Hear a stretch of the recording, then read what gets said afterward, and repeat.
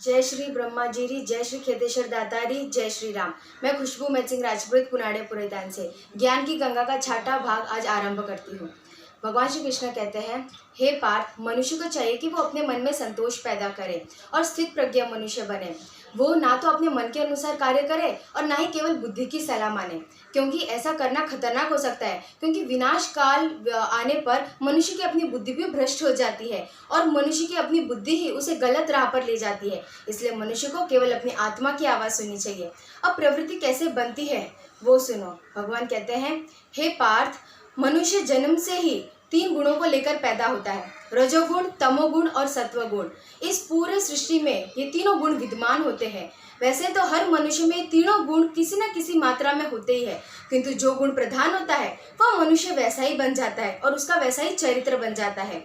रजोगुण वाला व्यक्ति मनुष्य को राज, ठाट, बाट और ऐश्वर्य की लालसा प्रदान करता है। तमोगुण वाला व्यक्ति नीच, प्रमादी और आलसी होता है। नकारात्मक जैसी भावना कूट कूट कर उसमें भरी होती है। सत्व गुण ही उत्तम गुण है, जो मनुष्य सीधा और सच्चा होता है। वैसे ये तीनों गुण हर मात्रा में होते हैं। जो गुण प्रधान होता है वह मनुष्य वैसा ही बन जाता है, उसका वैसा ही चरित्र होता है, सो वैसी ही रुचि होती है। हर कोई सुख की कामना करता है, दुखी की कामना कोई नहीं करता। किंतु इस प्रवृत्ति के अनुसार हर मनुष्य, प्रत्येक मनुष्य के लिए सुख की परिभाषा अलग अलग होती है। जैसे जो नीच प्रवृत्ति वाला मनुष्य होता है उसे दूसरों को दुखी देकर खुशी मिलती है, दूसरा सुखी हो तो उसे दुख होता है, और एक सीधा सच्चा मनुष्य को दूसरों की सेवा करके, दूसरों को खुश देकर ही खुशी मिलती है। इस प्रकार प्रत्येक मनुष्य के लिए सुख की परिभाषा अलग अलग है। वैसे भी क्या किसी को स्थायी सुख मिलता है? न दुख स्थायी है, न सुख स्थायी है। इस पृथ्वी का, इस सृष्टि का ये एक अटल नियम है कि सुख दुख दोनों झेलने पड़ेंगे और कोई भी वस्तु यहाँ स्थायी नहीं है, सभी परिवर्तनशील है। इसलिए मनुष्य को निरासक्ति योग द्वारा सभी कामना को त्यागना चाहिए और स्थित प्रज्ञ मनुष्य बनना चाहिए। क्योंकि जो कामना, एक कामना है वो अनेक कामनाओं को जन्म देती है। उससे मनुष्य की तृष्णा बढ़ जाती है, उसमें जरा सा भी रोक आए तो मनुष्य को असंतोष और क्रोध उत्पन्न हो जाता है। इसीलिए स्थित प्रज्ञ मनुष्य बनो। अब भगवान भक्ति योग के बारे में क्या ज्ञान देते हैं वह सुनो।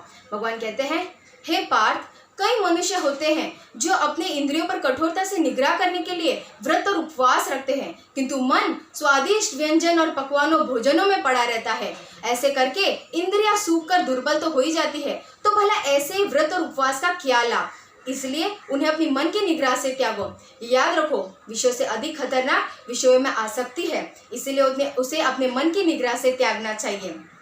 सर्वप्रथम ज्ञान के अनुसार अपनी बुद्धि को स्थिर बनाओ। बुद्धि मन को स्थिर बनाएगी और मन इंद्रियों को यूं वश में करके रखेगा। जिस प्रकार जरा सा भी खतरे के आहट से कछुआ अपने सारे अंगों को अंदर समेट लेता है, उसी प्रकार मन भी सारे इंद्रियों को वश में कर लेगा।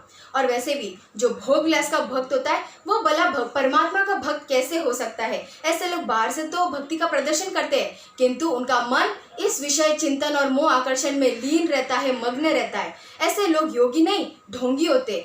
इन्हें मिथ्याचारी कहते हैं। कर्मेंद्रियाणि संयम्य या आस्ते मनसा स्मरण इंद्रियार्थान विमूढ़ आत्मा मिथ्याचारस उच्यते। अर्थात इन्हें मिथ्याचारी अर्थात दंभी कहते हैं।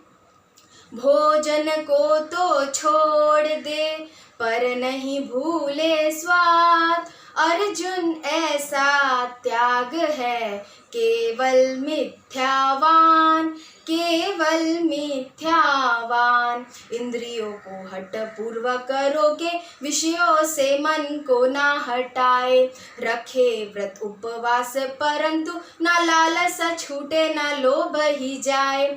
मन में कुछ आचरण में कुछ है, मन में कुछ आचरण में कुछ है, दोनों का नहीं मेल मिलाए। ऐसा मूढ़ मति अज्ञानी मिथ्याचारी दंभी कहाए। ऐसा मूढ़ मति अज्ञानी मिथ्याचारी दंभी कहाए।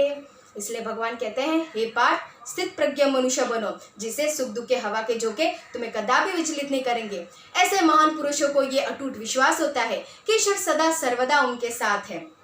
इसीलिए अपनी मन की निग्रह से उन सभी आसक्ति का नाश कर दो और साथ ही साथ भगवान की भक्ति का भी आश्रय लेना चाहिए, जिससे कि मन सात्विक हो जाता है, आसक्ति का नाश हो जाता है। यदि आसक्ति का नाश नहीं हुआ तो मनुष्य का ही सर्वनाश हो जाएगा। जो मनुष्य इस मोह माया और आकर्षण में फंसकर दिन रात उसी का चिंतन करता रहता है, यदि चिंतन करना ही है तो परम कृपालु परमेश्वर के चरणों का चिंतन करो और अपने आप को उन्हें समर्पित कर दो।